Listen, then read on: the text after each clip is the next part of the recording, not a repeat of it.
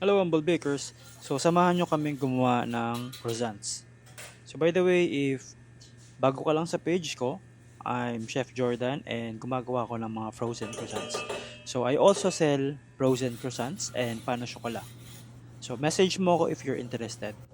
Now, let's talk about croissants. So, bakit nga ba napunta ako sa production ng croissants? So, first, i-discuss muna natin ano yung mga kailangan if ever you're planning also na magbenta ng mga frozen croissants or baked croissants.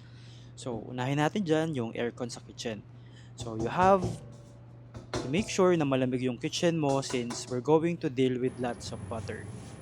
So, unlike other breads na okay lang yung room temperature, kung medyo mainit, pwede kang gumawa ng breads. However, if you're planning to make croissants, kailangan malamig yung kitchen mo.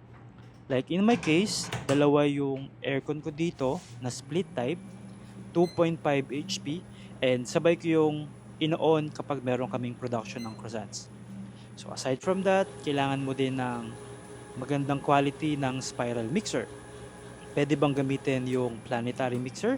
If you're planning to make small batch, pwede kang gumawa nun. But if you're planning to make bigger batch, kailangan mo mag-invest sa magandang spiral mixer. I have two spiral mixer. Yung first ko is 10 liters or kaya niyang mag-mix ng 6 to 7 kilograms ng dough. So ginagamit ko siya kapag meron akong R&D and gagawa ko ng mga colored dough. However, this one is a bigger spiral mixer na merong capacity ng approximately 20 kilograms ng dough. This is actually 30-liter bowl. So, mas maganda kung mag-i-invest ka sa spiral mixer kasi mas maganda yung dough natin and this is specifically designed for dough. Next, kailangan mo mag-invest sa blast freezer. So, actually this is optional. However, pwede ka namang gumamit ng regular freezer. Ang disadvantage nyon, mas matagal mo siyang ikikip para lumamig. Before wala pa akong blast freezer, kailangan kong ikip sa freezer yung dough for approximately around 3 hours to 4 hours. And then itatransfer ko sa chiller for about 30 minutes.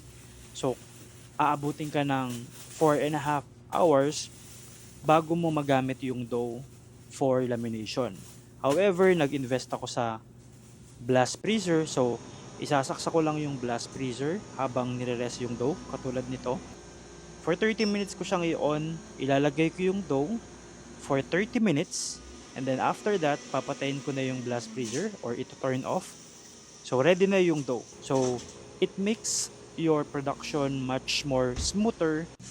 Tapos, ang consumption niyan is nasa 1 hour lang or approximately around 45 pesos per 1 hour. Katulad yan, nasa zero na yan. So, kinip ko lang yan dyan for 30 minutes.